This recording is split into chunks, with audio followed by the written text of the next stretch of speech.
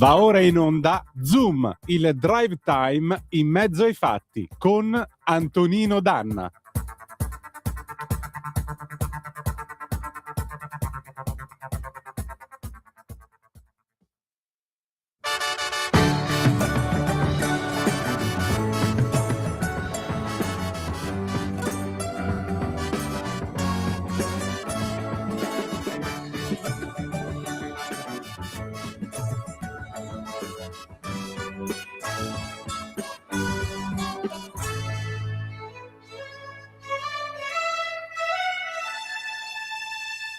Ogni notte ritornar per cercarla in qualche bar, domandare ciao che fai e poi uscire insieme a lei.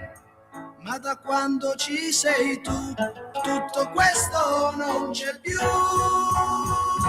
Acqua azzurra, acqua chiara, con le mani posso finalmente bere nei tuoi occhi innocenti, posso ancora ritrovare il profumo di un amore puro, puro come il tuo amore.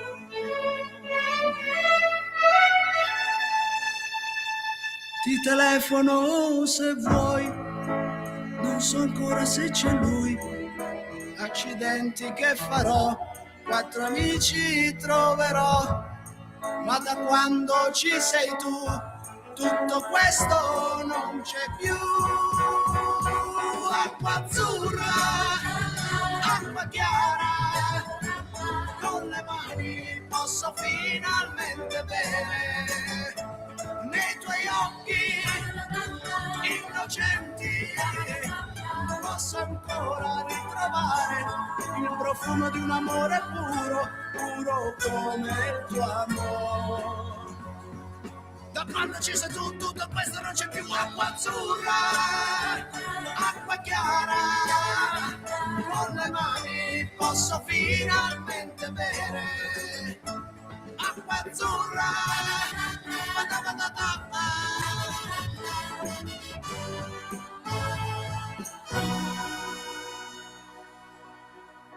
sono le 4:30 ormai, non ho voglia di dormire.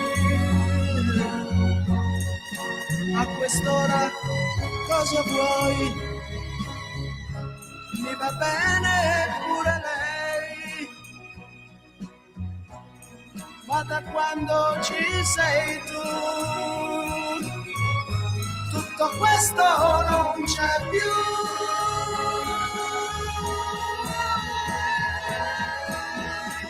Acqua azzurra, acqua chiara, con le mani posso finalmente bere. Acqua azzurra, acqua chiara,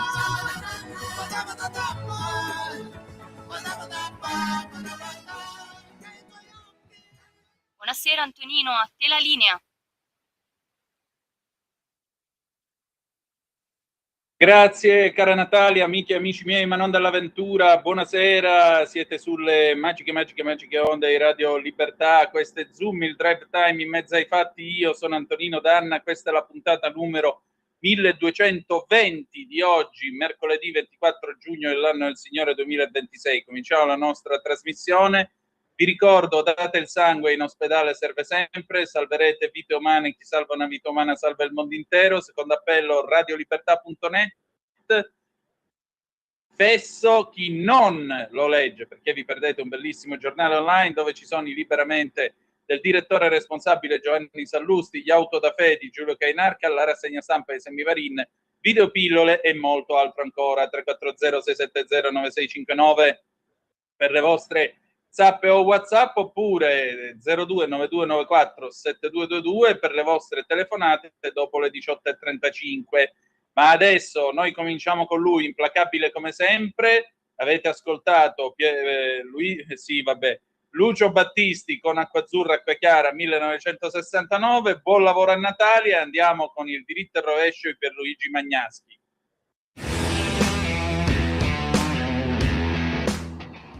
Non tutto il male viene per nuocere se si parla delle prospettive turistiche italiane per quest'estate. Le turbolenze belliche che stanno terremotando direttamente o indirettamente tutto il mondo hanno finito paradossalmente per accrescere l'appeal delle mete italiane. Da una parte, infatti, molti italiani, anziché andarsene in giro per il mondo, stanno per prudenza nel loro paese, e molti turisti stranieri arrivano in maggior numero in Italia perché la vivono o lo vivono come un paese senza rischi. Da qui l'aumento dei turisti. L'area turistica marittima leader in Italia, che è quella adriatica, sta già realizzando il tutto pieno. La scorsa estate erano arrivati 5 milioni di turisti, ma quest'anno essi aumenteranno di almeno il 5%. Anche la Versilia, che l'anno scorso aveva raggiunto 3 milioni di arrivi, quest'anno dovrebbe crescere del 2,5%. Buone notizie anche da Cortina d'Ampezzo. La regina delle località dolomitiche viene adesso trascinato dall'effetto Olimpiadi delle nevi, per cui quest'anno da 180.000 arrivi dell'anno scorso dovrebbe salire a 220.000 arrivi, con un sonoro più 10%.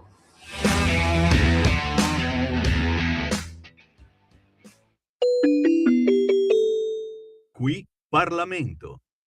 Io voglio dare il bentornata e il ben ritrovata alla senatrice Erika Stefani. Buonasera. Buonasera, ciao a tutti.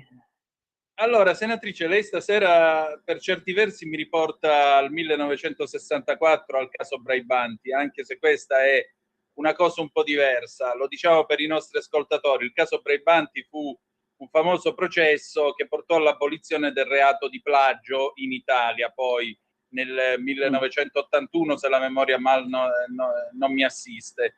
Lei però, insieme con la sua collega, la senatrice Minasi, avete presentato una proposta di legge che riguarda le psicosette, cioè chi viene, diciamo così, plagiato, è il caso di dire, da queste realtà che sono sempre più endemiche, sempre più pericolose, vero? Grazie intanto di chiedermi anche in merito a questo tipo di problematica, perché consiste fondamentalmente in una grossa problematica. È problematico il fenomeno, ma è problematica anche l'eventuale soluzione. E noi ci troviamo di fronte oggi, ma magari forse a livello mediatico non si dà più tantissimo rilievo, ma perché magari siamo in un periodo dove ci sono anche altre emergenze che vengono sottolineate, ma in realtà in una situazione sociale dove si stanno emergendo anche molte fragilità, sono delle fragilità emotive, delle fragilità familiari, delle fragilità che magari nascono da problemi nel contesto lavorativo, contesto familiare, lutti magari che non si riescono a spiegare, cioè se si fa fatica ad elaborare. Sempre più vi sono casi che vengono segnalati dove la persona in questa difficoltà viene avvicinata oppure anche volontariamente si affida a contesti, persone che grazie a delle grandissime capacità di convincimento riescono veramente a indurre la persona ad andare quasi contro il proprio volere e la propria autodeterminazione. E questo ha portato sulla scorta anche di associazioni che si sono fatte anche veicolo, spesso sono delle associazioni che sono fatte da familiari di persone che sono state coinvolte in questi processi di manipolazione mentale, perché spesso il familiare che si accorge che vorrebbe tirare fuori il proprio familiare da queste manovre e magari non ci riesce o ci riesce con difficoltà.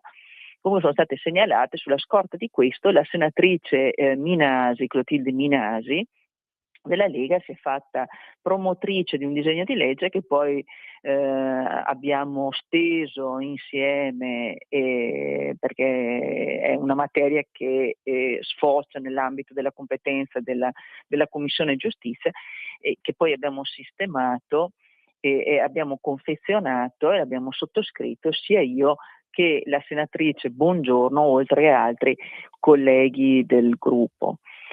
Ora, il fenomeno è molto complesso, è più complesso di quello che appare, perché virgolette, è facile utilizzare l'espressione è stato manipolato, è stato sedotto, ha perso la sua capacità di autodeterminarsi, ma quando è ora di confezionare, di prevedere, elaborare la fattispecie costitutiva del reato, ciò diventa molto più problematico, perché occorre individuare una condotta, perché per individuare un reato, perché sia punibile una condotta, occorre individuarla, sapere esattamente di cosa si parla. In realtà l'effetto manipolazione, perché è l'effetto di una serie di comportamenti, a volte può essere ricondotto a dei fatti e delle operazioni che possono essere a condotta molto varia, nel senso che come può esserci la manipolazione? Dalla seduzione, da un rapporto sentimentale, dall'elaborazione di paure magari relative a cataclismi in arrivo, oppure un convincimento magari attraverso argomentazione di sentimento religioso, e vi sono varie condotte. E poi, come faccio io a dire che la persona è manipolata? Quando è che si può dire che un soggetto è stato manipolato? Noi abbiamo cercato di ricondurre questo in un testo dove diciamo che vi sia una condotta, una pratica che sia finalizzata a sfruttare una condizione di dipendenza psicologica o fisica, dipendenza, che induca una persona in uno stato di soggezione. È chiaro che il disegno di legge è stato presentato, il disegno di legge è stato ovviamente commentato ed è stato anche esaminato nel corso delle audizioni che sono state fatte intanto in Commissione Giustizia al Senato, dove è stato calendarizzato. Abbiamo fatto tutta una serie di audizioni. Ecco, vi sono molti auditi, molti esperti che sono stati sentiti, che vanno da giuristi a esponenti di associazioni, accademici, professori universitari. E per un verso c'è chi sostiene l'assoluta bontà del testo, o quantomeno propone delle piccole modifiche, altri che invece pongono un altro tema, dicono c'è la bontà dell'obiettivo, ma sostengono la quasi impossibilità nell'individuare la condotta, di individuare una fattispecie tipica. Perché per un verso noi abbiamo questa famosa sentenza della Corte Costituzionale che ha abrogato, che hai ricordato prima, che ha abrogato il reato di plagio. È una sentenza nelle cui maglie noi dobbiamo trovare lo spazio per inserire questa fattispecie. Perché la sentenza della Corte Costituzionale ha considerato del tutto generico quello che era allora il reato di plagio, perché in realtà di quello che noi stiamo parlando fondamentalmente è un plagio. È difficile dire, cerchiamo di non dire che è un plagio, dobbiamo cercare di individuare qualcosa che non sia quel plagio abrogato, ma che sia questo meccanismo di soggezione. Ma al di là, voglio dire, di quelle che possono essere le problematiche, occorre anche fare un'altra valutazione, è la prova. Cioè la prova di quando esiste la soggezione, quando c'è una soggezione. La soggezione è clinica. Cioè l'approfittamento di una condizione di fragilità è clinica, cioè io la posso misurare, io posso fare una consulenza e dire una persona è soggiogata, Quali sono i profili anche scientifici che mi dicono che una persona è soggiogata? O è una condotta, è un effetto, voglio dire, una rappresentazione più virgolette libera, più ampia di quello che accade? Comunque vi sto un po' sommergendo di quelle che sono, perché quando si fanno i testi di legge delle volte sono più i dubbi che sorgono che non le certezze. Di certo però noi invece un obiettivo ce l'abbiamo. Ma lo ha rappresentato quasi tutta la Commissione Giustizia, nonostante le perplessità sui testi, cioè l'obiettivo c'è. L'obiettivo è quello di riuscire a combattere quelle che possono essere proprio di profittamenti, perché qui stiamo parlando proprio di profittamenti di alcune situazioni e che possono portare veramente una persona ad agire non solo contro il proprio interesse, ma distogliendosi proprio dalla propria vita, perché delle volte non c'è un danno, perché a volte non c'è un danno, non è che uno ti priva dei denari magari, perché allora tutto il più uno dice è truffa. Oppure uno può dire, magari è una situazione di incapacità, lì c'è la circonvenzione di l'incapace, allora lì abbiamo una situazione. Ci sono insomma anche degli altri reati, no? Oppure nella soggezione possono anche inserirsi dentro maltrattamenti, si possono inserire violenze sessuali, cioè,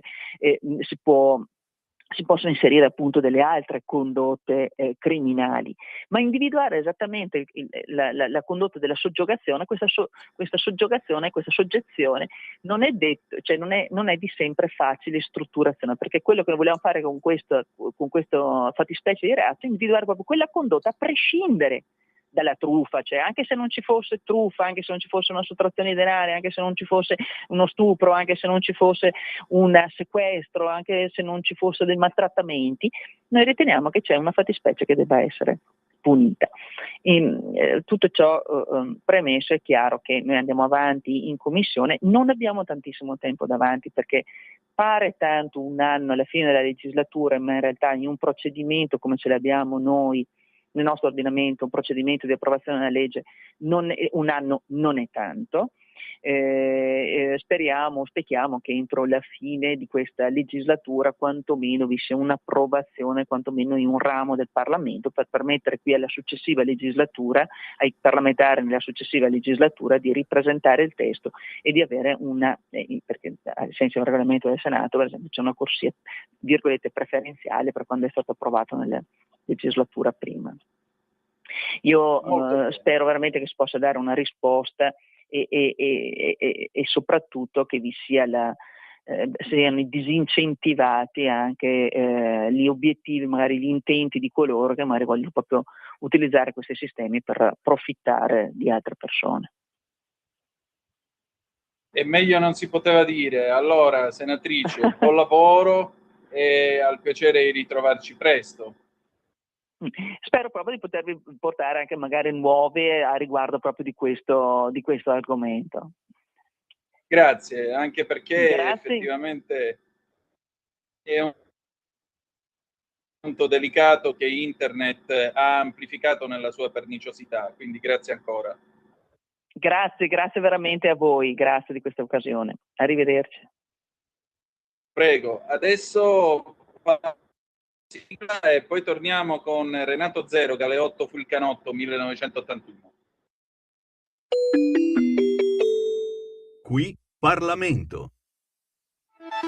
Stai ascoltando Radio Libertà, la tua voce libera, senza filtri né censure, la tua radio.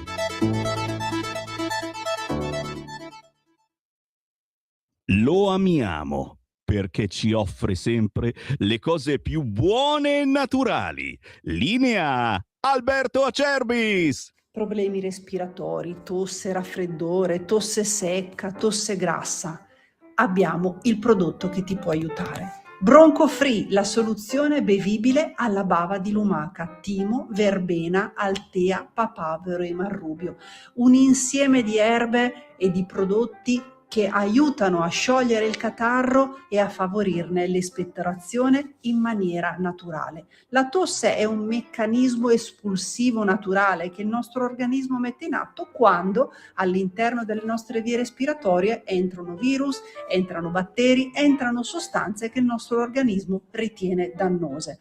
Come fare per calmare la tosse? Bisogna sciogliere il catarro e favorirne l'espettorazione attraverso un mucolitico naturale. La bava di lumaca, infatti, attraverso gli enzimi litici in essa contenuti, aiuta a sciogliere appunto il catarro e aiuta la sua espulsione. Abbiamo un'offerta straordinaria per voi stamattina. Se dite ascolto Radio Libertà e chiamate lo 030 68 40 408, 3 flaconi di Bronco Free a 59 euro, e se dite ascolto Radio Libertà voi non pagate le spese di trasporto e in più avete uno splendido omaggio. Chiamate adesso 030 68 40 408.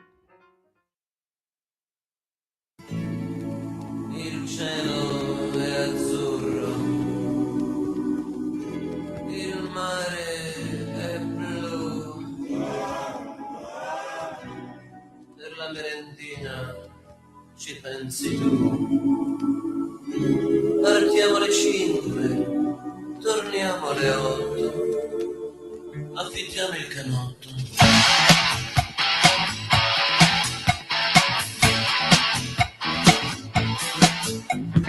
Affittiamoci un canotto e prendiamo il largo verso il mare blu. Oh cara, remo un po' io, remi un po' tu. Hai portato il gorgonzola, l'emmental, le uova, cioccolata e tè. Oh cara, cosa farei senza di te? Che idea, sospinti dall'alta marea. Che idea, senza la bussola, che idea.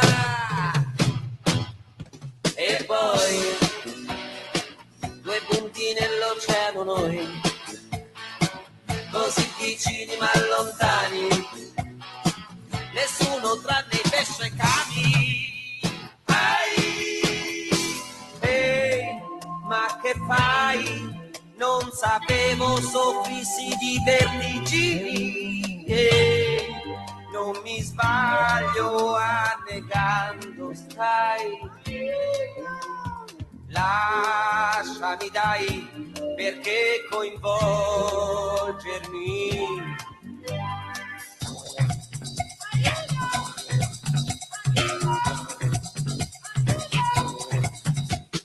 Mentre vai giù, non rammento di te alcuna virtù.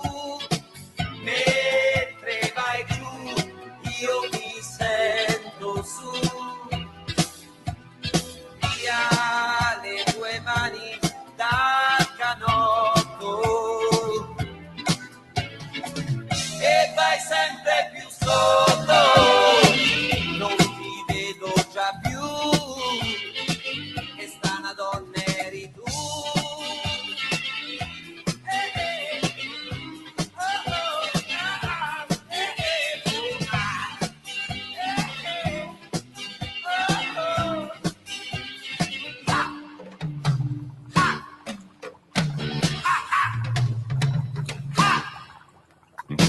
Affittammo quel canotto e prendemmo il largo verso il mare blu. Oh cara, adesso tu non ci sei più. È finito il gorgonzola, l'emmental, le uova, cioccolata e tè. Oh cara, è finita anche per te. Colpa di quel canotto, sei sparita laggiù, inghiottita dal blu.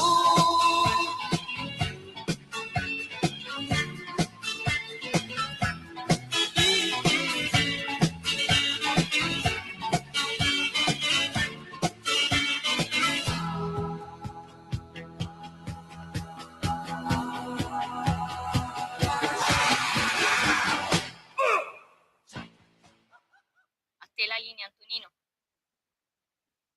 che gli devi dire a Renato Zero? Grandi! Cioè, uno così... Ma sì, qua in queste Sorcini, per cui va bene così, grande Renato. Era il 1981 e Renato Zero cantava Galeotto fu il canotto in quella calda estate a base di disco ring la domenica. Mamma mia, ma voi ve lo ricordate disco ring a quel tempo dove c'era Claudio Cecchetto, anzi no, nell'81 c'era già George Lane, ma prima c'era Claudio Cecchetto con la stella da sceriffo che andava in onda e faceva l'hit parade, i 45 giri e i 33 giri, signori. Dopodiché nel 1982 la vita non sarebbe stata più la stessa, perché sarebbe arrivato un dischetto di polipropilene, credo, largo appena 12 centimetri, che conteneva la musica in digitale, e lì è cominciata una guerra di religione che dura ancora oggi, sebbene si sia un po' smorzata, tra gli audiofili, chi è a favore del vinile, chi è a favore del CD. Mi posso permettere? Io sono a favore del vinile, perché è umano e dunque imperfetto.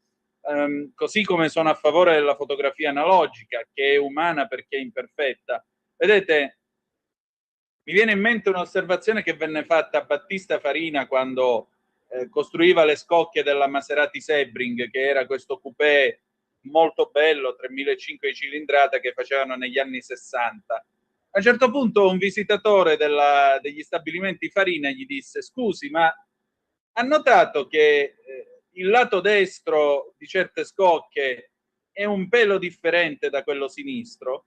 E Farina gli rispose: sì che l'ho notato, ma vede, anche il corpo umano è asimmetrico, ma non per questo è meno bello. Poesia, signore e signori.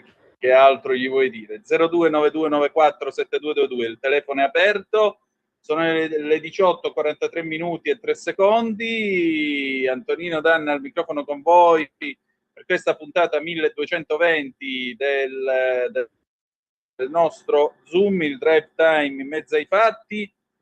E Savasandir, adesso ci andiamo a fare un giretto nell'orbe terracqueo e andiamo anche a vedere che cosa dicono le agenzie questa sera, che cosa succede nel mondo. Poi alle 19:25 ci saluteremo con a Berlino l'immenso Roberto Giardina, che ci ha raccontato la Germania e in particolare ci ha raccontato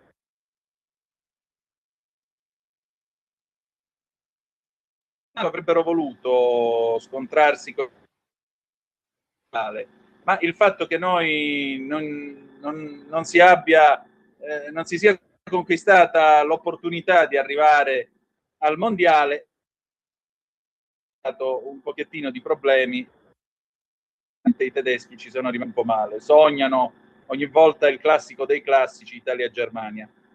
Allora, vediamo un po' che cosa c'è sulle agenzie. ANSA, il caso rotte 500 aerei USA dall'Italia all'Iran. Poi la NATO precisa, Tajani e la difesa, i trattati sono stati rispettati. Il segretario generale in tutta Europa 4.000 e 5.000 missioni di volo, un portavoce dell'alleanza si riferiva al suo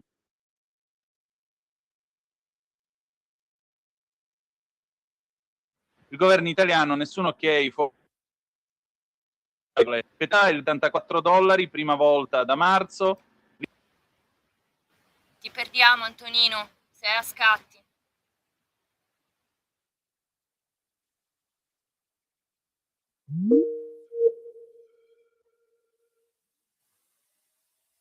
I presidi, maturità in condizioni insostenibili per il caldo, Fratta, serve un piano per tutte le scuole a partire da quelle per l'infanzia.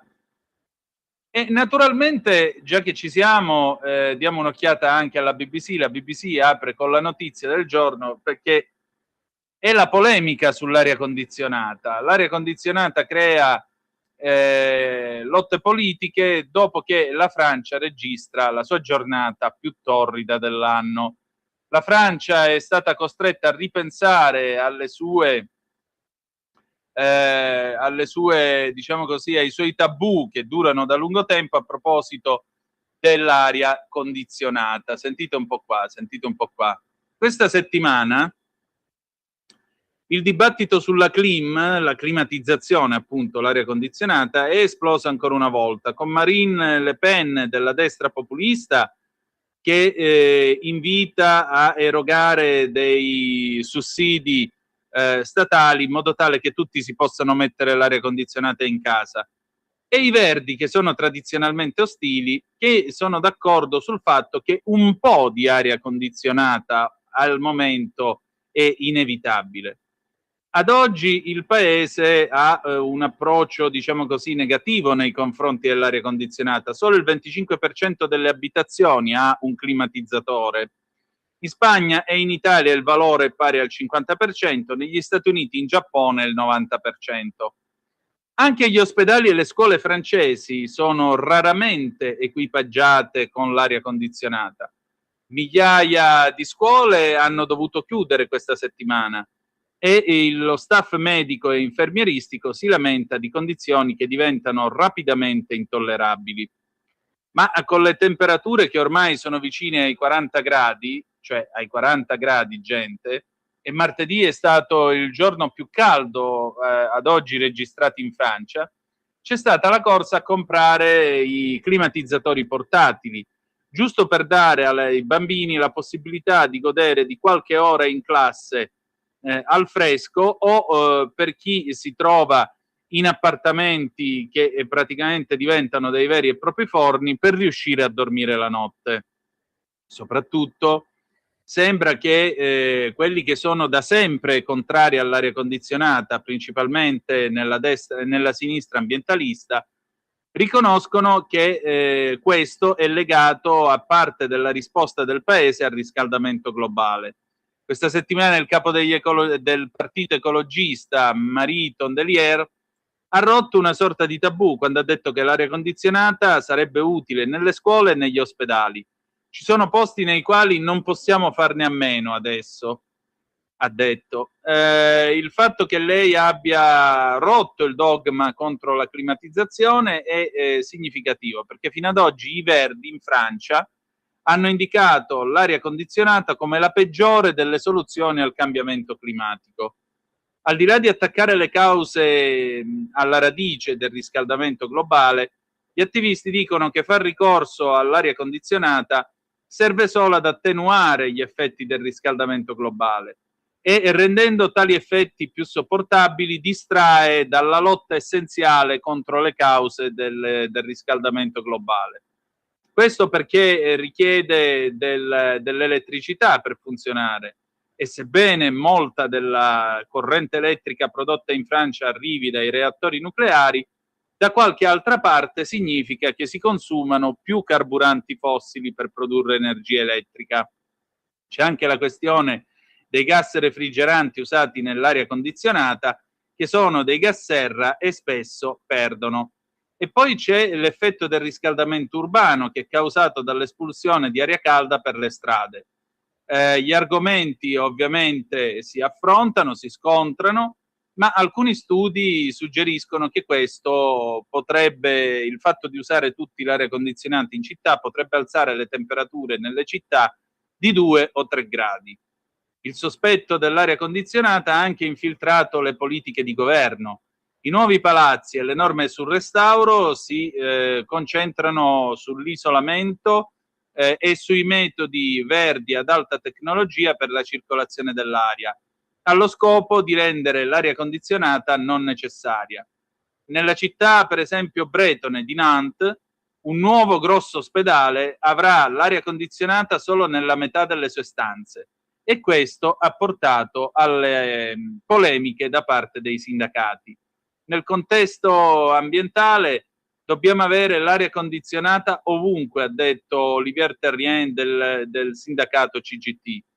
Secondo Valérie Pécresse, che è la presidentessa conservatrice del Consiglio regionale parigino, lo Stato opera nell'ambito di un'ideologia anti-aria condizionata, ma l'aria condizionata deve essere messa all'interno della situazione, insieme a tutti gli altri metodi che si possono utilizzare per raffrescare le stanze. La signora Pécresse, che si occupa del trasporto regionale parigino, spera di avere tutti gli autobus e i treni equipaggiati con l'aria condizionata nel 2032 e condanna il suo predecessore socialista che non è riuscito a vedere tale importanza. Ora dico io, no? Io vi sto parlando con, vediamo un attimo, 30,8 gradi in casa e c'è un climatizzatore portatile che sta cercando di raffreddare l'ambiente. Ecco, secondo voi, no? Per quale cacchio di motivo? Vabbè, io ho quasi 46 anni, chi se ne frega. Ma voi immaginate nelle case dove ci sono signori di 75, 80 e più anni che sono costretti a stare a più di 30 gradi giorno e notte?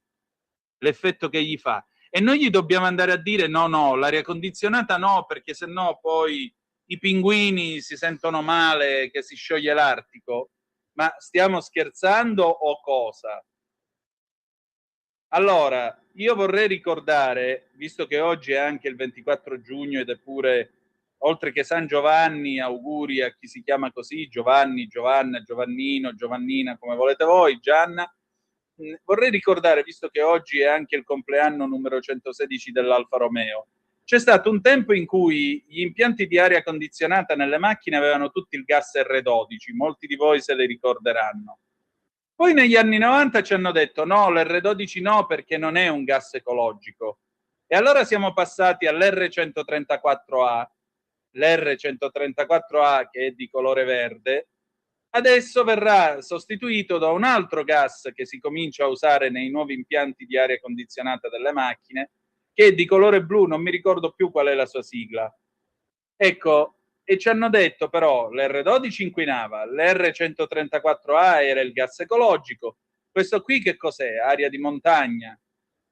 Allora, mettiamoci d'accordo, l'aria condizionata ci vuole, sì, ci vuole. Perché? Perché fa caldo porco, è molto semplice il concetto. E non possiamo fare una battaglia ideologica quando ci sono 38 gradi. Ma voi vi rendete conto, addirittura gli ospedali in Francia senza l'aria condizionata. Ma voi immaginate un'operazione a cuore aperto fatta in un locale dove i medici schiattano di caldo durante l'operazione? Ma immaginate farsi operare così? Ma anche solo una degenza di qualche giorno. Ma voi ci stareste in un ospedale che sta a 32 gradi nelle stanze? E pensate, tutto questo in un paese come la Francia, che produce valanghe di corrente elettrica grazie al nucleare, cioè grazie a una fonte pulita di corrente elettrica, che quindi non avrebbe il problema di adottare l'aria condizionata e che potrebbe, grazie ai suoi impianti nucleari, garantire del benessere ai cittadini. E non lo fanno. Per che cosa? Per motivi ideologici. Ora, ditemi voi, ma voi vorreste finire in mano a talebani del genere? Cioè, io oggi sono dovuto andare a Milano, no? Avevo un impegno, una visita, esco di casa caldo porco. Avevo fatto la doccia, attenzione, lavato, pulito, Esco di casa caldo porco, salgo in macchina, accendo l'aria condizionata comincia a raffreddare, ma il tragitto verso la stazione è breve. Arrivo, scendo, quindi esco, di nuovo caldo porco e sudo. Arriva il treno, l'aria condizionata funziona, grazie a Dio, arrivo tranquillamente a Milano, prendo la metropolitana, aria condizionata, arrivo in ospedale, aria condizionata. Benessere. Malgrado ciò, però, la sudata si era sentita e si era fatta. Ora, voi vi immaginate, già così siamo combinati in questo modo, ma voi immaginate a fare la crociata in Italia contro l'aria condizionata quello che ci toccherebbe annusare dentro i mezzi pubblici tutto il giorno? Voi immaginate la gente sudare l'anima, pure l'acqua del battesimo dentro un autobus o una roba così, perché in Italia un governo green vi dice che l'aria condizionata è il diavolo e vi fa male? Guardate che fa male anche prendere troppo caldo e sudare troppo, attenzione, fa male anche questo. Però abbiamo la crociata contro l'aria condizionata, lo trovo veramente splendido nella sua magnifica idiozia. nella sua magnifica idiozia. Va bene, allora, sono le 18, 55 minuti e 52 secondi. Andiamo a vedere l'ADN Kronos, perché vi volevo ragguagliare invece su questo dramma familiare che è successo come si dice, che è successo in quel di Camaiore, perché quest'oggi è accaduto un fatto veramente orribile. ADN Kronos, eccola qui, tragedia familiare a Camaiore, uccide a colpi di fucile moglie e figlio, mi sono liberato di loro. La sparatoria nella casa di famiglia, allarme lanciato da un familiare, le vittime sono Katie Andreoni, 52 anni, il figlio Mirko Moriconi, di 24 anni. Allora, scrive l'ADN, duplice omicidio a Camaiore, Versilia, dove un uomo di 63 anni, Pietro Moriconi, ha ucciso a colpi di fucile da caccia la moglie Katie Andreoni, 52 anni, e il figlio Mirko Moriconi, 24, all'interno della loro abitazione nella frazione collinare di Pieve di Camaiore. Secondo una ricostruzione, l'uomo avrebbe impugnato l'arma poco prima delle 15 aprendo il fuoco in casa contro i due familiari. Dopo la sparatoria si sarebbe poi spostato sul tetto dell'abitazione, dove è rimasto fino all'arrivo delle forze dell'ordine, che lo hanno successivamente disarmato e arrestato senza che opponesse resistenza. L'allarme è scattato intorno alle ore 14:30, quando un familiare, dopo aver udito gli spari, ha contattato il 118 segnalando una sparatoria e la presenza di una persona armata sul tetto, e poi sono intervenuti i sanitari del 118, l'automedica di Viareggio, l'ambulanza della Misericordia di Camaiore, Croce Rossa di Viareggio e l'elisoccorso regionale Pegaso 3, e poi sono arrivati anche carabinieri e vigili del fuoco. C'è Marco Amantova al telefono, pronto? Ciao Antonino. Come stai? Io sto bene, penso che sono vicino a casa tua. Ah, dove sei? Dove sei? Io sono sulla costa ionica. Sono a Ciro Marina, no, beh, proprio vicino, no, centinaio almeno di chilometri. Dall'altro lato, ma sempre bello, dai. Sì. Quindi volevo soltanto dimostrarti che anche in vacanza io vi ascolto sempre. Quindi ho l'app sul cellulare, quindi per me è sempre una grande gioia ed una crescita culturale ascoltare la radio. Allora, l'unica cosa che volevo dirti è praticamente che i verdi, gli ambientalisti e gli ecologisti sono la sconfitta del buon senso, perché fanno delle crociate che vanno contro qualsiasi cosa che sia portata dal buon senso, come può essere il condizionatore. Allora, qui io ti posso dire che oggi c'erano 32-33 gradi, c'era un caldo bestiale, ma per cui poi è ancora più bestiale. Tu che sei originario di queste parti sai benissimo che il caldo della pianura padana è assai diverso da quello che c'è. È un caldo afoso quello padano, invece quello calabrese esatto. È caldo secco. E però c'è un po' di afface anche qui, ma per qui è una cosa abbastanza inusuale. Io non posso pensare che i francesi, che se la tirano tanto verso noi italiani, non abbiano o a malapena raggiungano il 25% dell'aria condizionata, come hai detto te, negli edifici. E invece è proprio così. Dimmi. E invece è proprio così.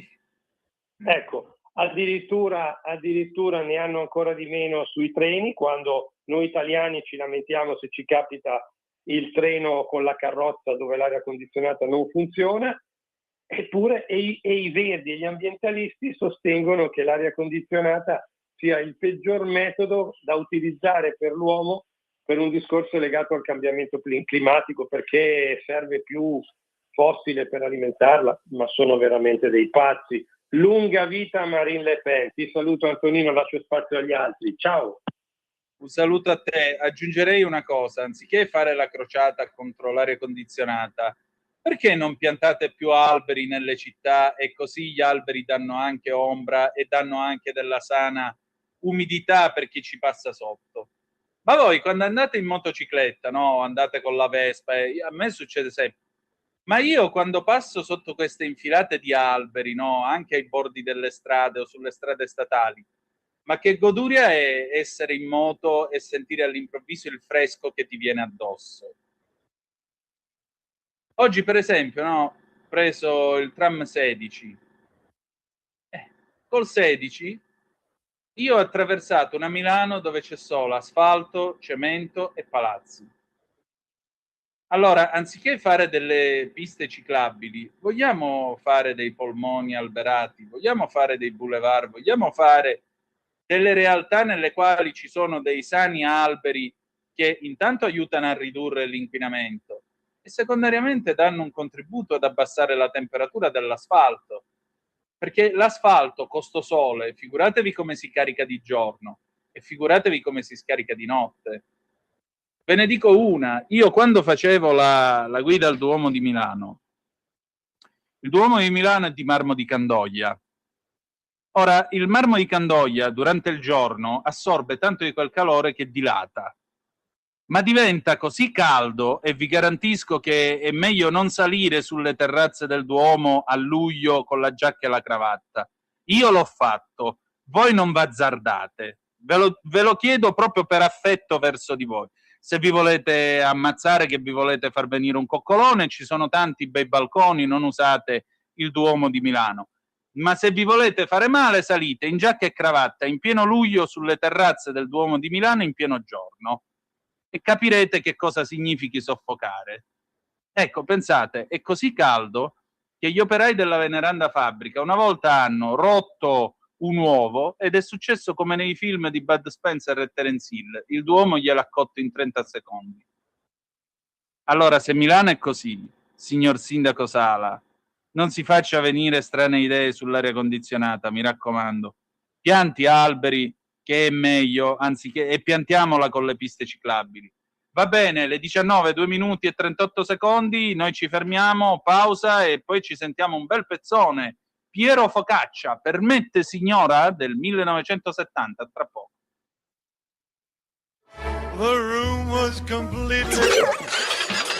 Stanco di perderti i tuoi programmi radiofonici preferiti? Vorresti la tua musica, le tue voci amate sempre con te, ovunque tu vada?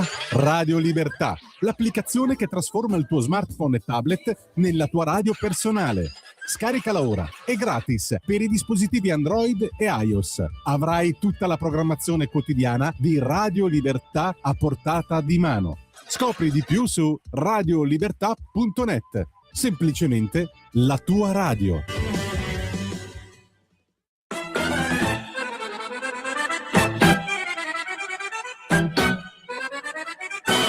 Bella straniera, ma chi sei? Ti vedo in tutti i sogni miei. Da quando t'ho incontrata, così innamorato, non sono stato mai. Nella balera aspetterò, un giorno o l'altro arriverai. Con il marito, il fidanzato, è un uomo sposato che non ti lascia mai. Permette signora, mi guarda da un'ora, vuol dir che stasera si accorta di me. Ha visto che l'una non amo nessuna, se balla mezz'ora le pago un caffè. Permette signora, mi guarda da un'ora, vuol dir che stasera si accorta di me. Ha visto che l'una non amo nessuna, se balla mezz'ora le pago un caffè. Le pago un caffè. Bella straniera, ti lasciai per non morir dei vezzi tuoi. Ho fatto il militare, 3 mesi di mare, pensando sempre a te. E questa sera sono qui, tu puntuale arriverai, con il marito, il fidanzato e l'uomo sposato che non ti lascia mai. Permette signora, mi guarda da un'ora, vuol dir che stasera si accorta di me. Lo so, sono audace, ma il rischio mi piace, mi faccia felice, fuggisca con me. Permette signora, mi guarda da un'ora, vuol dire che stasera si accorta di me. Non so, sono audace, ma il rischio mi piace, mi faccia felice e fuggisca con me.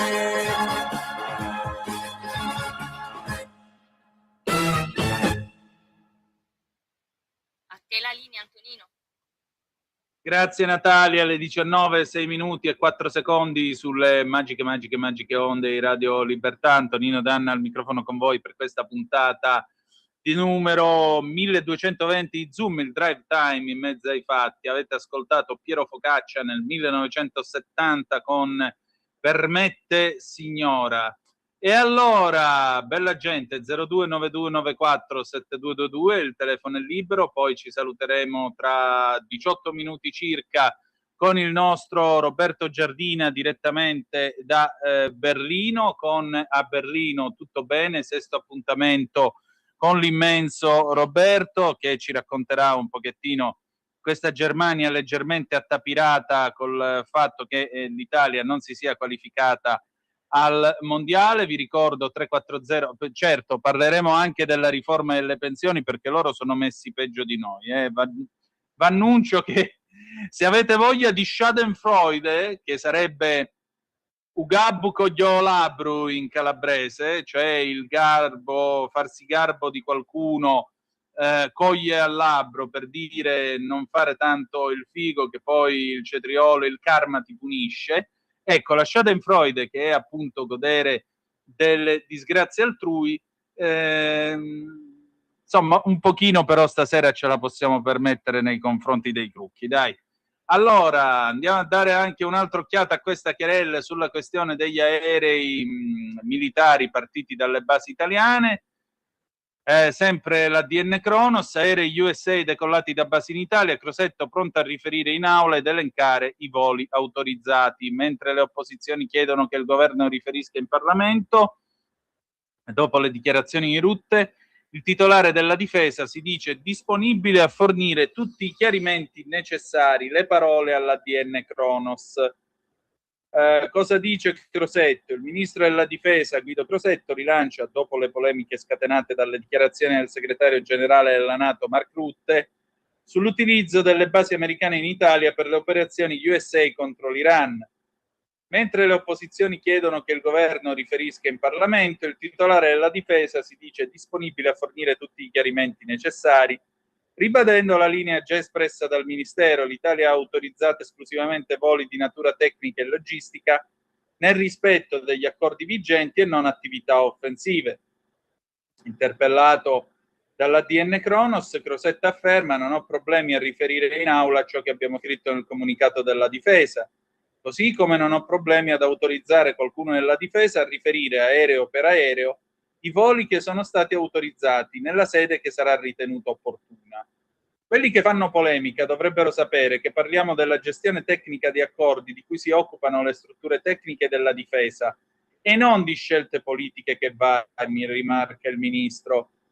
Le parole di Crosetto arrivano dopo che Rutte, in un'intervista a Fox News, aveva sostenuto che 500 aerei statunitensi erano decollati dalle basi americane in Italia a sostegno dell'operazione contro l'Iran. Dichiarazioni che hanno innescato un duro confronto politico con PD, 5 Stelle e AVS, che hanno chiesto un'informativa urgente del governo e chiarimenti sul ruolo svolto dall'esecutivo. La difesa aveva già replicato con una nota ufficiale, definendo la ricostruzione di Rutte totalmente fallace e precisando che il governo ha autorizzato esclusivamente attività di natura tecnica e logistica non cinetiche nel pieno rispetto della Costituzione, dei trattati internazionali e degli accordi sulle basi alleate.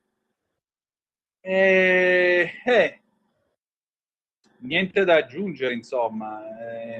Evidentemente c'era bisogno che qualche aerocisterna facesse scala in Italia, può essere tranquillamente andata così, non vedo... Anche perché, scusatemi, ma se così non fosse, Trump avrebbe fatto video su video dicendo My friend Giorgia Meloni helped us, wonderful Italy, ci ha aiutato, quanto è bella l'Italia, pizza mozzarella mandolino, Pino du Vesuvio di Napoli, cioè, e invece non è successo niente di tutto questo, anzi si mandano a quel paese un giorno sì e l'altro pure. Per cui, caro Rutte, tu ogni tanto pesale le parole prima di metterti a fare il fenomeno in giro, mi raccomando, caro Mark. Dunque, che altro abbiamo? Ufficiale il divorzio tra Pecco Bagnaia e la Ducati, le loro strade si separeranno a fine stagione. Poi ondata di caldo in Europa, nuovo record in Francia, Eurostar cancella diversi treni tra Parigi e Londra. Milano denuncia di una 31enne, abusi da uno sconosciuto nel bagno di un locale. Eutanasia su un bambino di meno di 12 anni nei Paesi Bassi è la prima volta.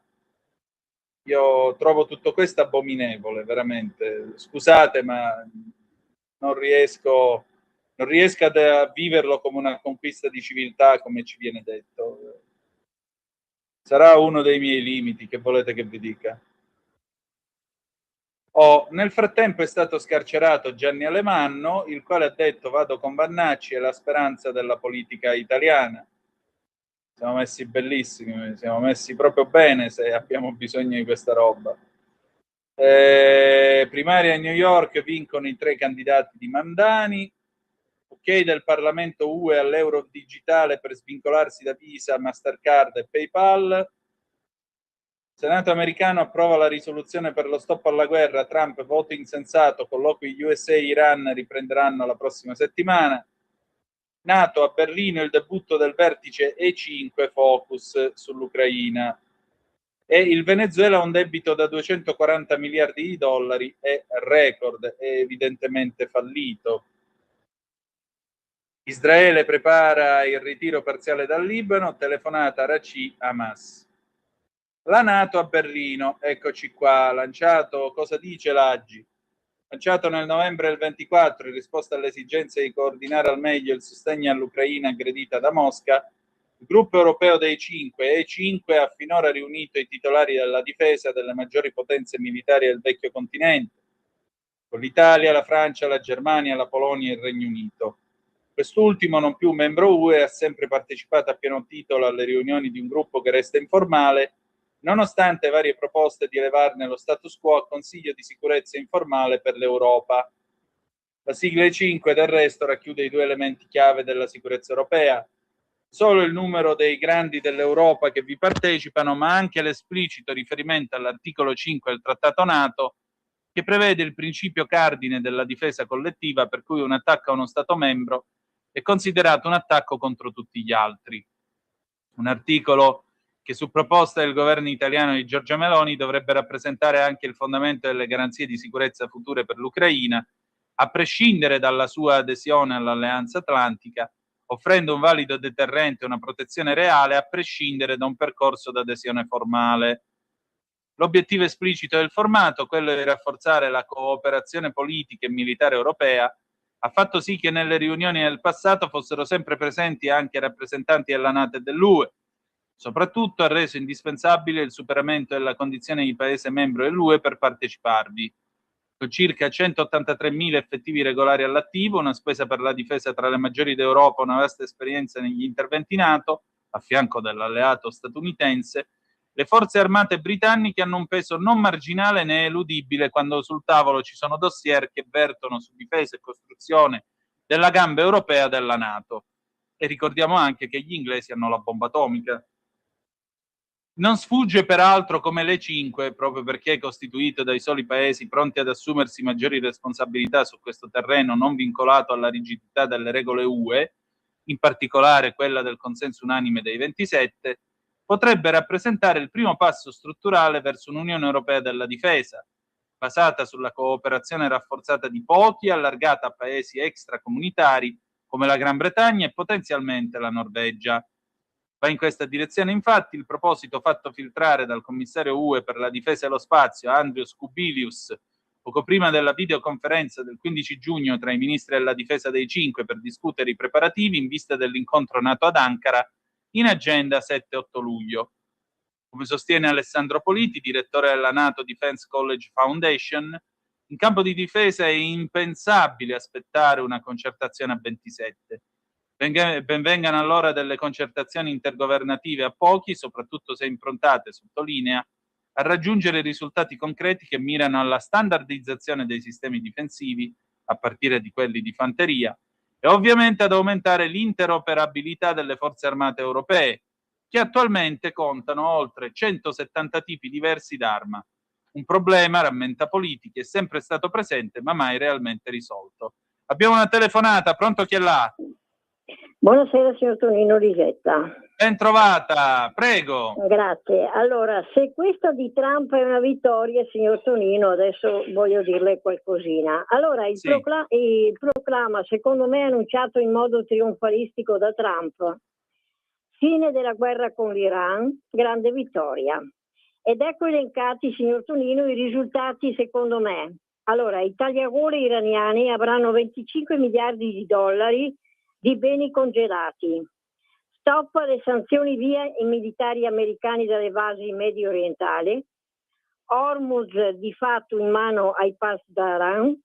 L'uranio rimarrà, signor Tonino, in Iran, che ovviamente continuerà a prendersi gioco dell'AIEA e procederà nella costruzione della bomba e isolamento totale dell'unica democrazia in Medio Oriente, cioè Israele. Questa, secondo Trump, sarebbe una grande vittoria. Complimenti. Tutto qua, io la saluto e buona serata, signor Tonino. Non vedo errori, cara Lisetta, è proprio così. È proprio così.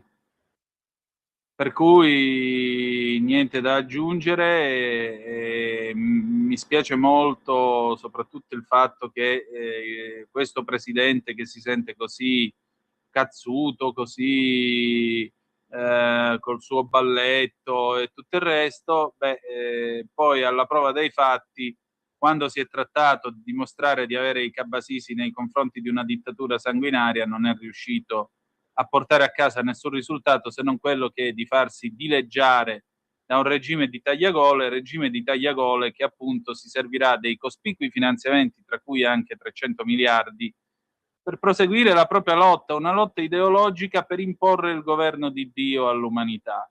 Non riescono a capirlo, lui non riesce a capirlo, lui è un miliardario che è venuto da New York, è convinto che come a New York ti offro dei soldi e il problema si appiana. E invece qui io non ha capito che lui offre dei soldi a della gente fanatica che crede fermamente nell'idea di dover fare tutto quello che vuole fare, distruggere Israele, annientare gli ebrei, sottomettere l'Occidente, eccetera, eccetera. E non è dandogli i soldi che risolveremo il problema. Cioè è come se uno, sapendo di avere il tumore, cominciasse a mangiare tutti i giorni 10 kg di zollette di zucchero, quando si sa che la carica energetica per i tumori arriva proprio dagli alimenti troppo zuccherati. E lui sta facendo questa cosa qua. C'era un cancro da estirpare, che erano quei galantuomini, si fa per dire, degli ayatollah. E lui invece gli sta dando una mano a rafforzarsi, a distruggere completamente un'eventuale flebile opposizione e perseguire l'obiettivo di raggiungere l'arma atomica. Anche perché, parliamoci chiaro, oggi è il 24 di giugno. Tra un anno e mezzo lui non è più nessuno, perché a gennaio del 28 cominciano i caucuses, cominciano le primarie per la corsa alla presidenza degli Stati Uniti. Ed è chiaro che lui entra in un cono d'ombra. Per cui agli iraniani che cosa costa aspettare un anno e mezzo? Tanto i depositi sanno dove stanno, i bunker sanno dove stanno, i fusti con l'uranio arricchito sanno dove stanno, tanto che problema c'è? L'America tra un anno e mezzo avrà altri posti e altri interessi a cui rivolgersi. Vedrete tra non molto, magari quest'agosto, vedremo Cuba cadere, chi lo sa. Ecco, per cui che problema c'è? Basta aspettare. Aspettare e stare zitti. Nel silenzio mi fortificai. No?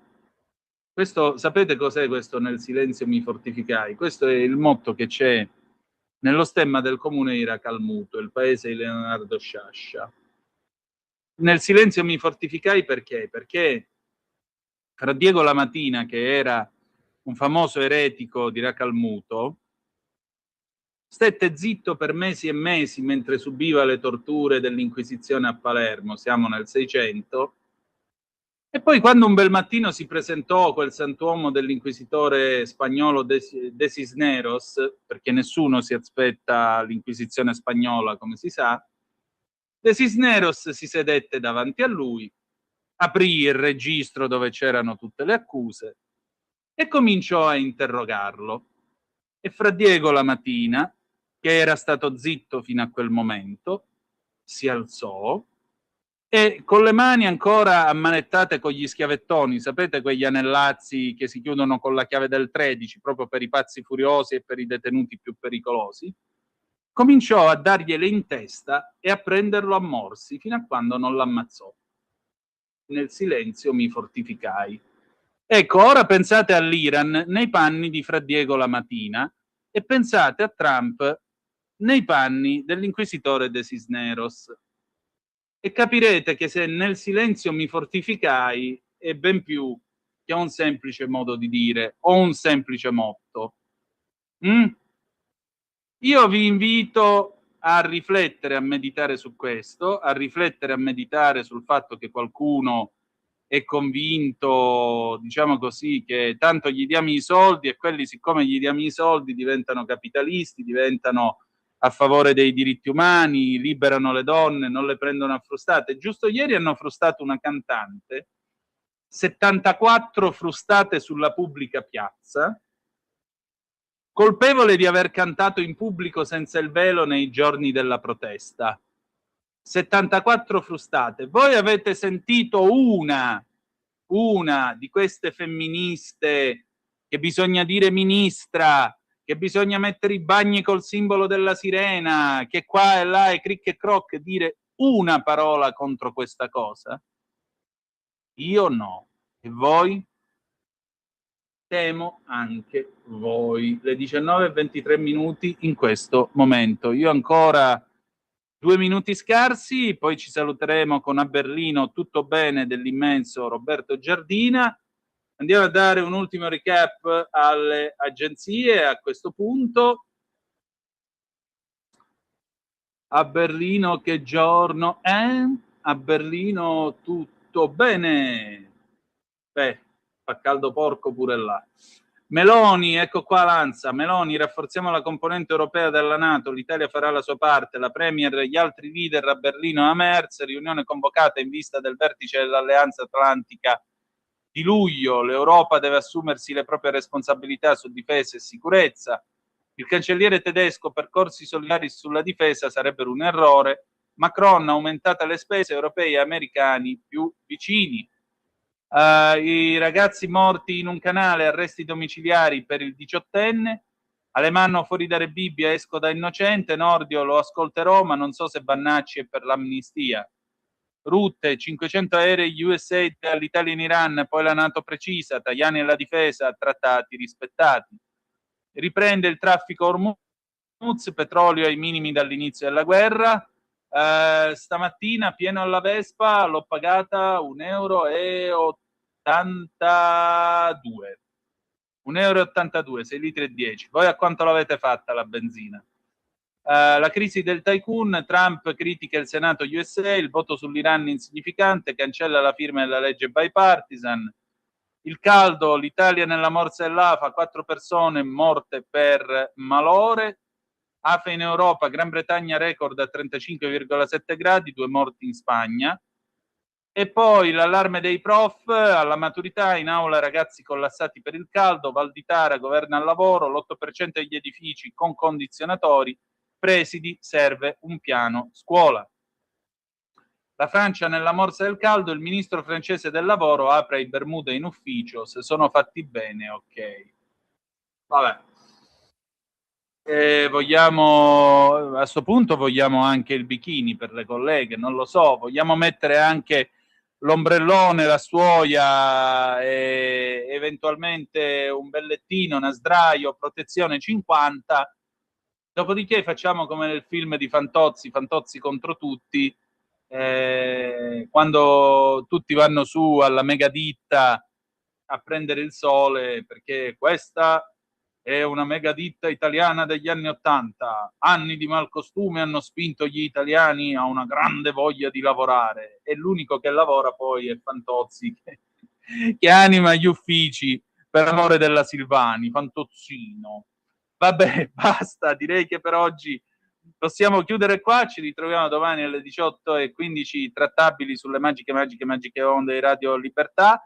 Ora linea a Berlino, tutto bene, sesta puntata con Roberto Giardina, e poi ci salutiamo con Bruno Martino e la chiamano estate, Cantagiro 1968. Col cuore, grazie a tutti, buona serata, e ricordate che the best is yet to come, il meglio deve ancora venire. Vi ha parlato Antonino Danna, buonasera. Va ora in onda A Berlino tutto bene, Germania, Italia ed Europa nelle parole di Roberto Giardina. A Berlino che giorno è?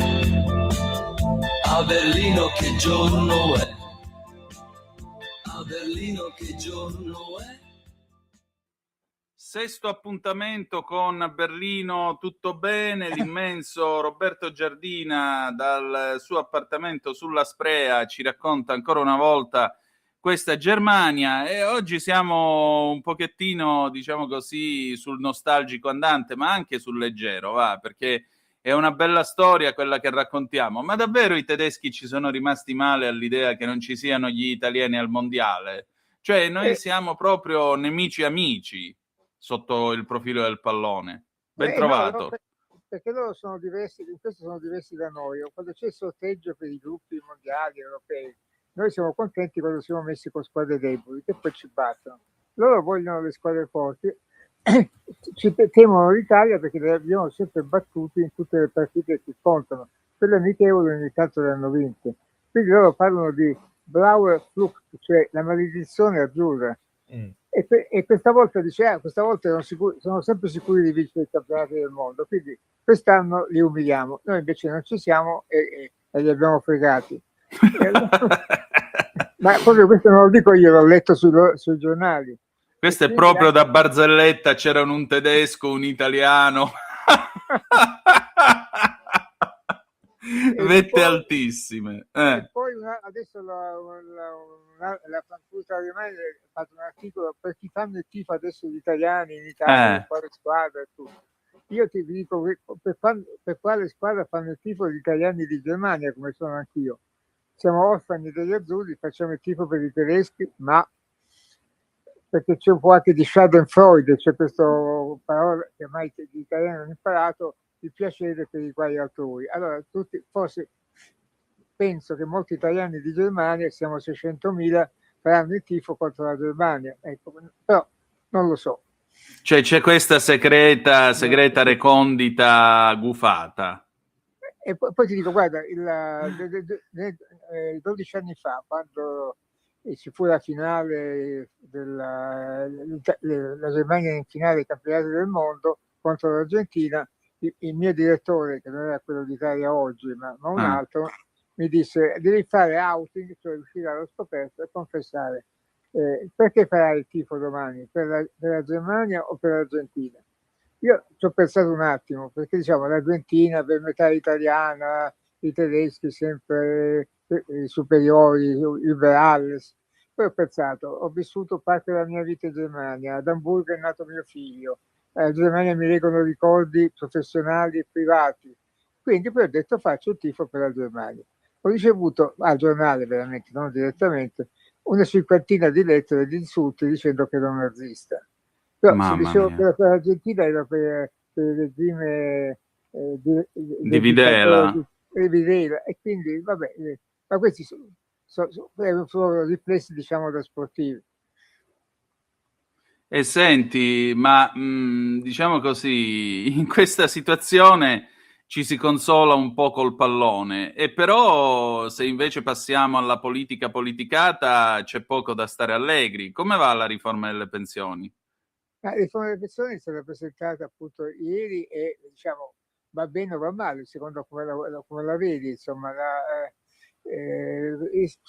tanto non si può andare in pensione a 63 anni, perché in realtà il limite sarebbe 67, ma puoi anticiparlo perdendo il 2% della pensione ogni anno. Adesso si comincia a dire almeno adesso da 64 e risparmiano qualche miliardo. Poi si prevede però che aumenterà il limite quando a 70 anni, cioè bisogna lavorare fino a 70 anni. Allora bisogna vedere che lavoro fa, insomma, perché hanno intervistato un operaio che costruisce le macchine utensili, cioè le macchine che costruiscono altre macchine, e dice ma questo è un lavoro anche pesante perché ci sono dei veri robot, ma molti pezzi li solleviamo sempre a mano, quindi non so, sono lavori anche usuranti. E poi la colpa è sempre dei tedeschi, perché il governo ha fatto questo calcolo. Nel 1957, quindi più di 70 anni fa ormai, un pensionato si godeva la pensione per 10 anni in media e poi moriva. Adesso vive il doppio, quasi 21 anni, quindi prende la pensione più a lungo, quindi è colpa sua se le casse sono vuote. E i tedeschi diciamo che si arrabbiano, io sono una parola così educata, ma dovrei usare un'altra parola, insomma. È colpa mia perché vivo di più, questo è il fatto. Mamma mia. E poi le pensioni sono basse perché vai in pensione col massimo dopo 45 anni di lavoro, ma allora devi cominciare a lavorare a 18 anni ed essere subito pagato con contributi e tutto, perché anche qui c'è il nero. E allora uno che invece ha un diploma professionale, una laurea, non ci arriverà mai a 45 anni, quindi prende meno. Le donne sono costrette all'orario ridotto perché mancano gli asili infantili, devono badare ai bambini, insomma, o badano ai genitori anziani, sono sempre le figlie che pensano soprattutto a questo, non è giusto. Quindi poi quando vanno in pensione hanno una pensione ridotta. E una pensione media adesso in Germania è sui 1.500 euro, quindi non è poi tanto se devi pagarti l'affitto. E come fai a pagarti poi una residenza per anziani? Ormai un posto costa sui 4.000 euro al mese, chi se lo può permettere senza i contributi dello Stato? E anche qui dici tu vivi troppo a lungo e poi ti mantengo io. Allora dicono bisogna che i figli paghino per i genitori che non se la fanno più, non sono più autosufficienti e quindi devono pagare i figli. Prima i figli erano tenuti a contribuire se guadagnavano almeno 100.000 euro lordi all'anno. Adesso vogliono abbassare anche questa cifra e poi vogliono aumentare i contributi per la pensione alle coppie senza figli. Cioè, sono egoisti e quindi paghino di più. Ma qualcuno, pertanto, uno può anche avere il diritto di dire non voglio avere figli, certo. O può non avere figli. Come no? Quindi è tutto, diciamo, tutto molto, diciamo, in teoria tutto va bene, nella pratica i tedeschi sono colpiti. Poi aumenti le pensioni del 4%, quelle minime, e poi aumento di contributi per la pensione, quando metti lavori, aumento di contributi per la mutua, aumenta tutto, quindi aumenta l'inflazione, questo 4% sulle pensioni minime, non ci mangi neanche una pizza in due, insomma. Scusami però Roberto, certe volte ci scherziamo sopra dicendo si stanno italianizzando, ma se io penso a quell'immagine della Germania che abbiamo sempre avuto, no? Di paese preciso, paese puntuale, paese organizzato, ecco, organizzato. Mi pare che negli ultimi 20 anni, più o meno, la Germania stia subendo una specie di scollamento. Cioè, la Germania che comincia ad avere problemi con le pensioni, io non me lo sarei mai aspettato. La Germania in cui i treni fanno semplicemente schifo, tant'è vero che deve venire un italiano a metterglieli a posto, non me lo sarei aspettato. La Germania in cui colossi tipo Volkswagen o Mercedes cominciano a ragionare di fabbricare armi, di fabbricare altro perché con l'auto elettrica non si vende, i conti vanno male, addirittura Volkswagen deve costruire auto elettriche in Cina per poterle vendere in Europa. Allora, mi pare di capire che quella Germania di una volta che aveva la BMW, che era fiera del suo marco stabile e che nel bene e nel male comunque era orgogliosa del fatto di essersi messa alle spalle 2 guerre mondiali, di cui una ancora più orrenda perché con l'Olocausto un regime fanatico e tutto il resto per crescere nella libertà e nella democrazia, mi pare che quella Germania non ci sia più. Cioè, che paese è questo qua? Io voglio dire, con tutta la gente incazzata che c'è per le riforme, io non mi stupirei se tentassero di fare la pelle a Merz, sia politicamente che temo anche fisicamente, perché io cioè, credo sia uno dei premier dei cancellieri più impopolari che la Germania abbia mai avuto. No, è il più impopolare di tutti i tempi, questo è in base ai dati di fatto, non è un'opinione. Starmer, il primo ministro britannico, è stato fatto fuori, sì. Ma il Merz riceve la sufficienza, cioè diciamo il 6, da appena il 20% dei tedeschi. E già una parte dei suoi deputati chiede che si dimetta, soltanto che non hanno poi un leader che è veramente carismatico. Si parla di un primo ministro regionale che fa bene nella sua regione, ma non è detto che faccia bene in Germania, quindi Merz è messo male. Poi tu parlavi dei treni, c'è stato proprio questa notte che tutti i treni in Germania, tutti, si sono bloccati perché c'era un guasto nelle comunicazioni. Quindi una cosa da film dell'orrore, con migliaia di passeggeri bloccati nelle stazioni, e la ferrovia hanno distribuito panini e un buono per pagarsi il taxi, ma i taxi a mezzanotte non c'erano. Cioè, ste robe sono tipicamente all'italiana, è come la famosa storia del chiodo che aveva fermato l'alta velocità. Sì, quello, poi qui però nessuno se la prende col ministro, perché in realtà danno per scontato che quelli che contano sono i tecnici, e il ministro sta lì, ma poi non se la prendono neanche con l'italiano che comanda la Deutsche Bank, perché è arrivata da poco. Questa si chiama Evelyn Impalla, nata in Alto Adige, che però i tedeschi la chiamano l'italiana e non la tedesca una volta tanto, e non è responsabile, comincia a mettere le cose a posto. E che in realtà le ferrovie, sempre per quello che dicevi prima tu, sono obsolete, perché per 30 anni hanno risparmiato. Adesso devono cambiare migliaia di chilometri di binari, 800 ponti sono pericolanti, i treni super veloci che chiamano ICE, e che sarebbero i nostri Frecciarossa, sono vecchi anche loro.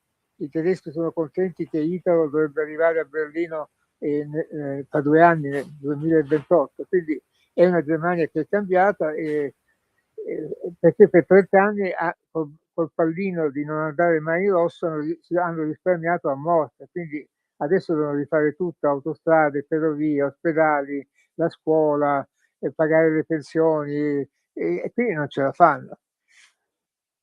Appunto, e in tutto questo, voglio dire, tu parlavi di Starmer, no? Anche qui, stamattina il professor Curini dice una cosa molto intelligente sul tempo. Tutti che dicono, colpa della Brexit, colpa della Brexit. A me pare che l'Inghilterra negli ultimi 10 anni abbia sfoggiato dei premier di ben rara mediocrità, cominciando da Boris Johnson. Io ci credevo in Johnson, ma poi si è rivelato un fesso che faceva i festini a Downing Street mentre fuori la gente moriva di Covid. Sunak, per sua stessa ammissione, non sa usare la carta di credito per fare benzina in autostrada. Poi chi c'è stata? La May, che non sa che una tipa veramente sangue, che è stata 2 o 3 anni. La Truss, che è entrata nella storia solo perché in 49 giorni è morta la regina Elisabetta mentre era lei premier. E mo c'è questo fenomeno qua che è veramente uno zero totale, un budino che ha completamente barattato la Britishness, l'essere inglesi, per diventare UK-stan, un posto che non ha più una sua identità, che non è più l'Inghilterra di una volta. Ecco, ma dalla Germania come si vede l'Inghilterra? Cioè, c'è una Schadenfreude tedesca nei confronti dei guai che stanno passando gli inglesi, oppure oggi c'è comunque un clima diverso, visto anche che Re Carlo è andato pure al Bundestag e ha parlato in tedesco? Ma ecco appunto, bisogna dimenticare che in realtà i Windsor non esistono, quello è un nome d'arte, diciamo così. Certo, Sassonia-Coburgo-Gotha, come li spottea anche il Kaiser. Sono tedeschi. La regina Vittoria ha sempre scritto l'inglese male, non riusciva a scrivere una lettera senza fare errori, e fino a 9 anni parlava tedesco. Quindi diciamo che la casa regnante è tedesca, anche se ha finto di non esserlo. Comunque, certo, c'è un po' di schadenfreude per l'Inghilterra, che poi gli inglesi sono sempre stati, i tedeschi non hanno dimenticato il bombardamento su Dresda, che è stata una vendetta per il bombardamento. Certo che Stalin e Hitler hanno bombardato Londra, però se uno commette un crimine di guerra tu non dovresti imitarlo. Nel 1945 è stato un bombardamento che ha ucciso soltanto donne, anziani e bambini, perché Dresda non era un obiettivo militare, quindi rimane sempre conflittuale questo rapporto. A proposito di quello che io ricordo, un pezzo che hai scritto tu, cioè non si parla più di libri. Sam, per me esatto. È caduto quando mi hanno chiesto che libro ha letto, e lui dice: io non leggo libri. Uno che non legge libri per me non è affidabile, ecco. Ma guarda, uno che non legge libri è sostanzialmente una persona che non ha niente da dire. Io la continuo a pensare come Umberto Eco, cioè quando uno legge dei libri vive delle vite che non sono sue, però allarga la sua vita. Ed è, Umberto Eco diceva, un pegno e il premio è una consolazione per l'immortalità che non abbiamo. Io, grazie a Dio, sono credente, quindi credo che avrò un futuro anche dopo, però resta il fatto che sì, leggendo avremmo passato il Rubicone insieme a Giulio Cesare, avremmo vissuto le vicende di Renzo nei Promessi Sposi, avremmo vissuto le biografie dei grandi personaggi e così via. Mentre invece uno che non legge niente, alla fine di che cosa parla? Di che cosa si interessa? Dei numeri? Come puoi governare un paese se non hai letto un libro? Perché non hai fantasia, non hai idee, non hai la possibilità di fare niente. E infatti basta dire che la mancanza di personalità di Starmer si è riflessa sul paese, al punto che arrivano a considerare fascisti gli inglesi che appendono le bandiere, le Union Jack alla finestra, insomma. Mai Churchill avrebbe osato dire cose di questo genere, lui che era un grande scrittore e premio Nobel per la letteratura. Mai lui avrebbe detto: i miei compatrioti sono fascisti perché espongono la bandiera nazionale. Ma stiamo scherzando? È diventato, anche questo è sempre tornato al problema degli italiani che vivono all'estero, come mi metto pure io. Io non sono nazionalista, perché immagino, ho vissuto sempre all'estero, da piccolo come palermitano. Sono finito a Roma, da Roma a Torino, insomma, ho fatto 24 traslochi in vita mia, ho sempre fatto lo straniero, quindi non posso essere, anche per un siciliano è impossibile essere razzista, perché siamo un misto di tutti i popoli del Mediterraneo. Quindi, però, se io sento l'inno nazionale, vedo la bandiera italiana, un po' mi emoziono, mica sono fascista. Appunto, vorrei ricordare tra l'altro che dentro quella bandiera ci tornano ragazzi e ragazze quando vanno a morire all'estero o per le strade di questo paese in servizio per l'Italia, quindi definirli fascisti non mi sembra proprio il caso. I morti di Nassiriya non sono fascisti, sono morti del nostro paese, tanto per dire. Anche se qualche pagliaccio va a gridare 10, 100, 1000 Nassiriya, e che proprio si è persa l'idea di patriottismo, che non è il nazionalismo è un'altra cosa, e in Germania e in Italia abbiamo visto che cosa hanno fatto. Ma il patriottismo, cioè l'amore del proprio paese, perdonatemi, sembra tutt'altra cosa. E senti, ma in tutto questo, quindi, diciamo che i tedeschi hanno questa schadenfreude nei confronti degli inglesi, e più che altro ai tedeschi servirebbe un'Inghilterra di nuovo nell'Unione Europea, ragionando come ragionano qua in Italia con questo stereotipo che le cose agli inglesi vanno male perché hanno fatto la Brexit? No, io penso che pensano il contrario, la maggioranza pensa il contrario, non solo la gente comune come noi, che non c'è gente comune, ma anche i politici, perché io mi ricordo quando ero ragazzo che tutti pensavano che anche De Gaulle fosse quasi un nazista, dato che lui era un generale, quindi era già sospetto. Però De Gaulle diceva: gli inglesi sono europei, la Gran Bretagna no. E aveva ragione, perché quando erano nell'Unione Europea hanno sempre agito come il cagnolino degli Stati Uniti. Il loro obiettivo era distruggere l'Unione Europea. Questo non si può dire, ma è così. Tant'è vero che volevano far entrare la Turchia in Europa, che avrebbe fatto saltare completamente l'Unione Europea, tutti i rapporti, tutti i contributi per i contadini. Insomma, la Turchia è un paese troppo grande per entrare in Europa e in quelle condizioni, e adesso non ci vogliono entrare neanche loro. E quindi perché gli inglesi, che erano sempre anti-Unione Europea, poi diventavano europeisti quando danneggiavano l'Unione Europea? Quindi è meglio che stiano fuori. Questo è quello che pensano i tedeschi. L'hanno pagata e adesso l'hanno capito.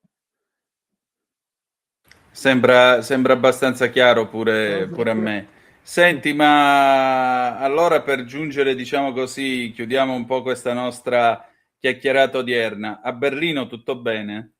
A Berlino tutto bene, adesso il termometro salirà a 40 gradi.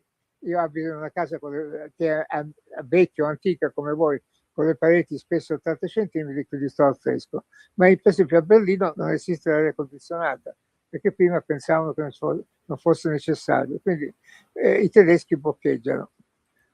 Ai ai ai ai ai. E allora attenzione a questa Germania che boccheggia. Grazie Roberto. Grazie a te Antonino. Grazie. Avete ascoltato A Berlino tutto bene. Germania, Italia ed Europa nelle parole di Roberto Giardina. A Berlino non penso mai si può vivere, non sogno mai.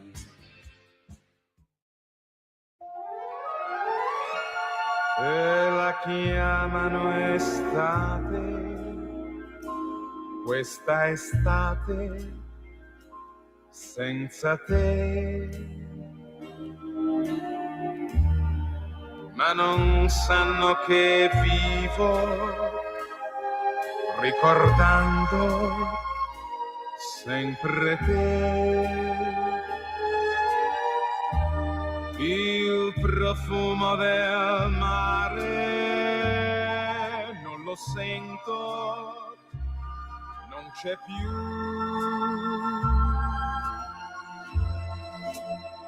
Perché non torni qui vicina a me? E le chiamano notti, queste notti senza te, ma non sanno che esiste chi di notte piange te, ma gli altri vivono, parlano, amano e la chiamano estate, questa estate senza te.